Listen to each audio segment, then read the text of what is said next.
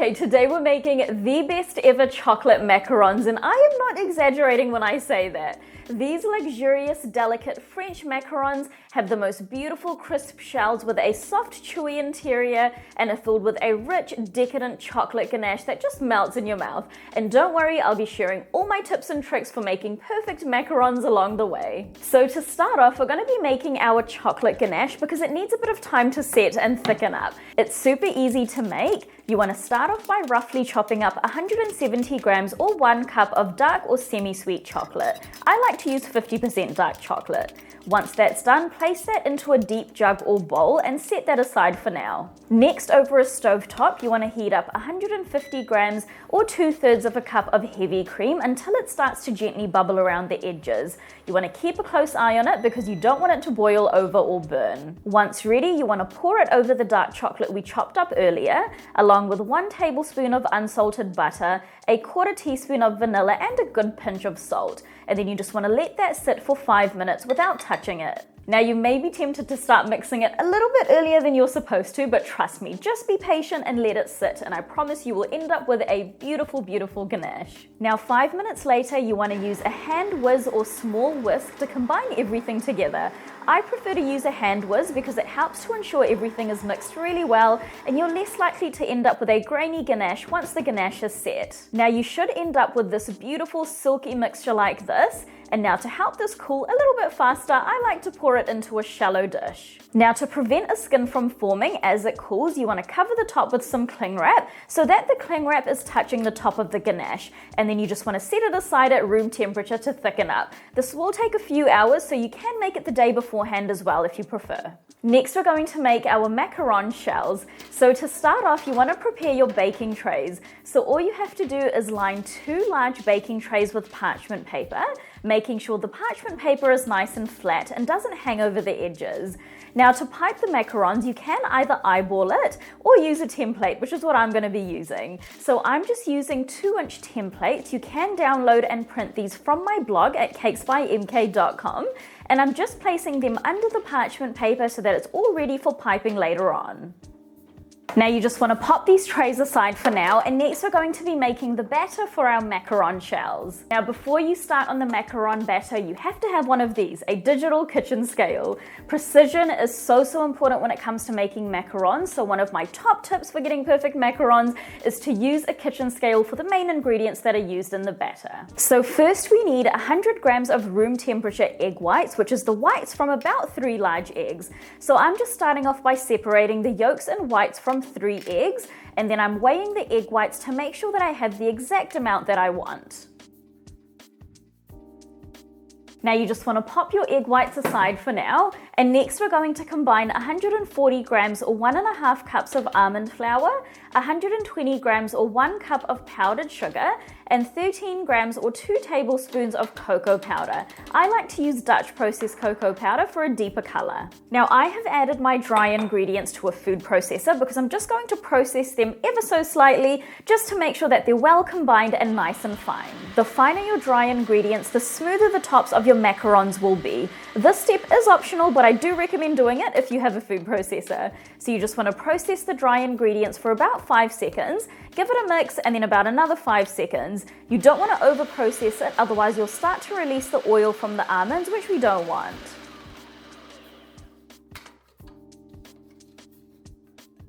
Now once that's done, we're going to sift the dry ingredients to make sure that there aren't any big lumps. And once you get to the end, you can just use your hands to kind of break up any lumps to help push through the remaining mixture through the sieve. Now, if you have any large bits at the end that aren't kind of, going through the sieve, they're usually just larger bits of almond flour, which you just want to discard.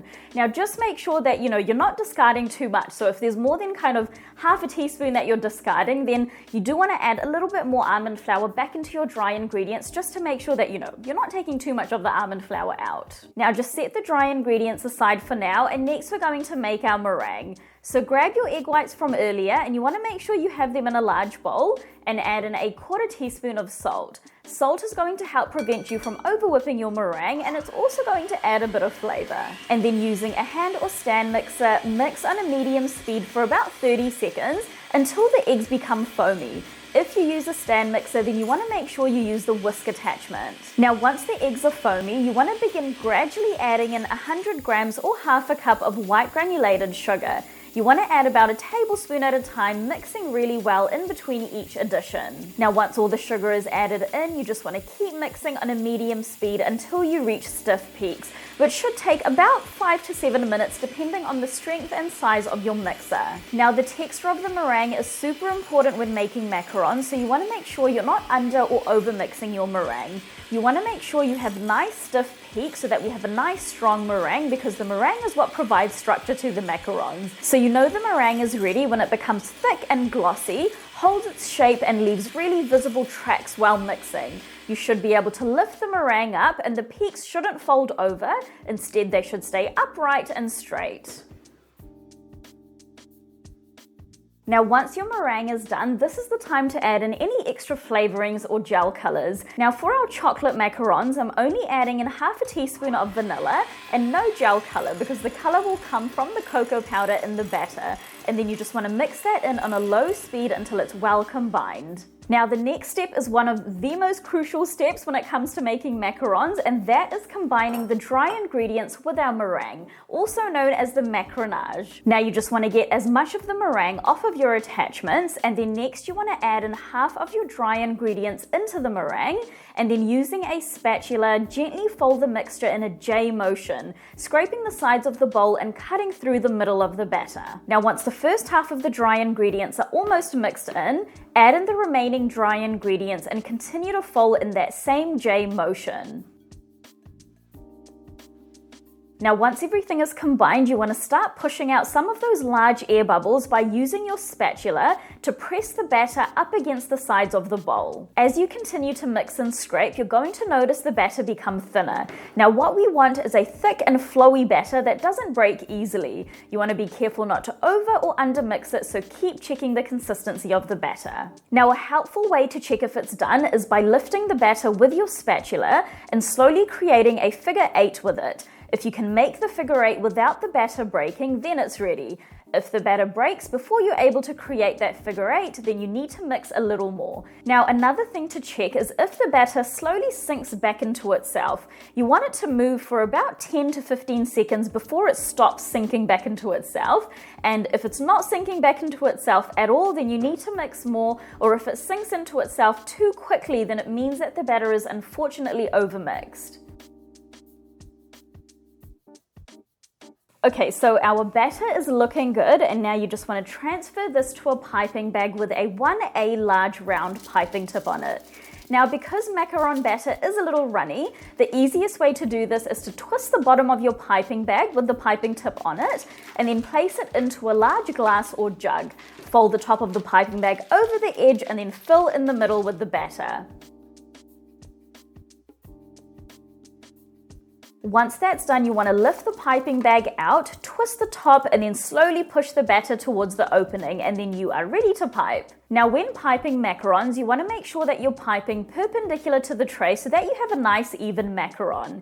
Now sometimes when you're piping your first or second macaron, the parchment paper might move a little bit, so if you want to stop it from moving, you can just place something on the edges like a spoon or a knife. Now because macarons will spread out a little, you want to pipe them slightly smaller than the size that you want. So I'm just piping mine slightly smaller than 2 inches. This template I have actually has 2 circles, so if you are using these templates, then pipe until you reach the first circle. So you just want to apply a little pressure, and then once you're done, release the pressure and do a little twist following the shape of a C to break the batter so that you can move on to the next macaron. Now when you first pipe the macaron, there will be a little dip at the top, but this will eventually sink into the batter, especially when we come to tapping the tray, which is the next step. So once all the macarons are piped, you want to carefully remove the templates if you're using them, and then next you want to tap your trays on your counter quite a few times, and this is just going to help smooth out the tops of the macarons and push any large air bubbles to the top,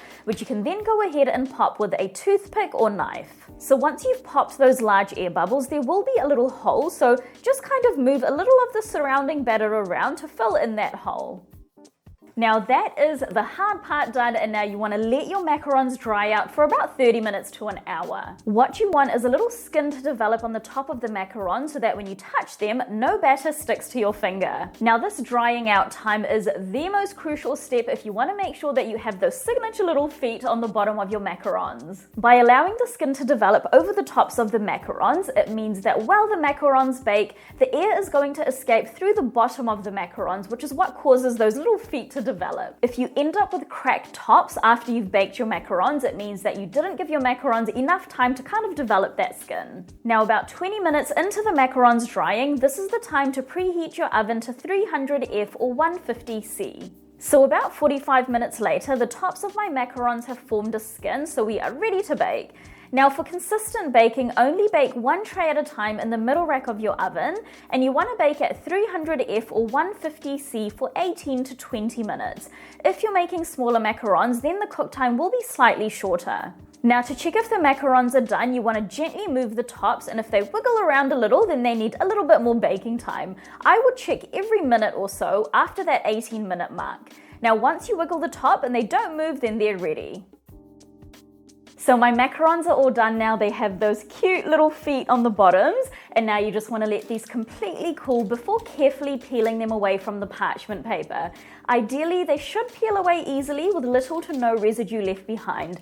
If on the other hand you do have lumps that are left on the baking paper, it unfortunately means that the macarons were underbaked.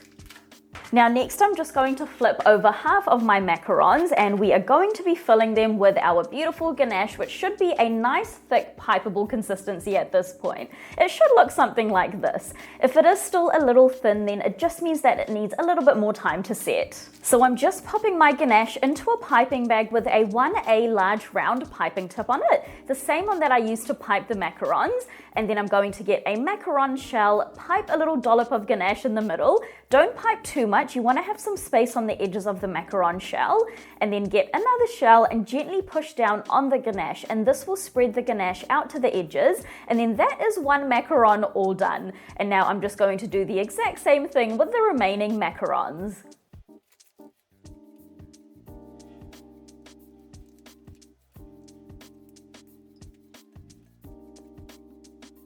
And then that is our macarons all done. Now you may be tempted to eat them right away, but for the best taste and texture, it's actually best to pop these into an airtight container and leave them in the fridge for around 24 to 48 hours. This is just going to allow the flavors to meld, and it's also going to help just slightly soften the shell so that you have that perfect macaron texture. And one last thing is your ganache might be slightly soft at the moment, so when you take a bite of it, it kind of might squeeze out the edges, so popping them into the fridge for a little while just helps to kind of further solidify the ganache and help it stay that way. These chocolate macarons have the most beautiful crisp shells with that soft chewy interior, and that rich decadent chocolate ganache just really takes the chocolate flavor to another level. Firstly, these are just so good. And secondly, that is what happens when you don't allow the ganache to set for a bit, so it kind of all squeezes out. So you can still have these on the same day, but you do definitely just want to pop them into the fridge for kind of like at least an hour just to allow the ganache to become nice and firm. They are so rich and decadent, and what I absolutely love about these macarons is that they aren't sickly sweet. So sometimes I feel like macarons are kind of just like eating a bite of sugar, but these definitely allow that kind of chocolate flavor to really shine without, kind of being sickly sweet. So that is it for today, guys. If you do decide to give these beautiful chocolate macarons a go and you love them just as much as I do, then please do leave a review on my blog. It really helps my content out, and I absolutely love hearing from you guys. I'll see you in the next video.